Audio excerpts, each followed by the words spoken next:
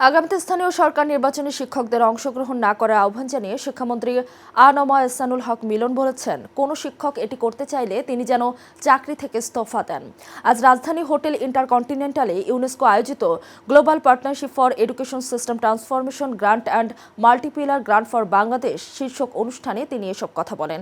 শিক্ষামন্ত্রী জানান, শিক্ষকদের প্রশিক্ষণের জন্য, উন্নয়নের জন্য যে বিনিয়োগ করা হচ্ছে সেগুলো যেন সঠিকভাবে ব্যবহার করা যায়, সেই লক্ষ্য নিয়ে প্রধানমন্ত্রী এগিয়ে যাচ্ছেন। এটার সফলতা সবার উপর নির্ভর করছে।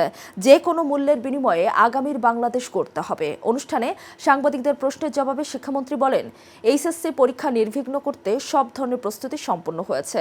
এ অনুষ্ঠানে প্রধানমন্ত্রীর শিক্ষা ও প্রাথমিক ও গণশিক্ষা বিষয়ক উপদেষ্টা মাহদি আমিন, প্রাথমিক ও গণশিক্ষা প্রতিমন্ত্রী ববি হাসান ছাড়াও শিক্ষা ও প্রাথমিক ও গণশিক্ষা মন্ত্রণালয় এবং ইউনেস্কো প্রতিনিধিরা উপস্থিত ছিলেন। চলতি বছর ইউনেস্কো ও UNICEF global partnership for education এর আওতায় বাংলাদেশের শিক্ষা খাতে প্রায় ৯৯ মিলিয়ন মার্কিন ডলারের অর্থায়ন অনুমোদন করেছে বলে জানান শিক্ষামন্ত্রী।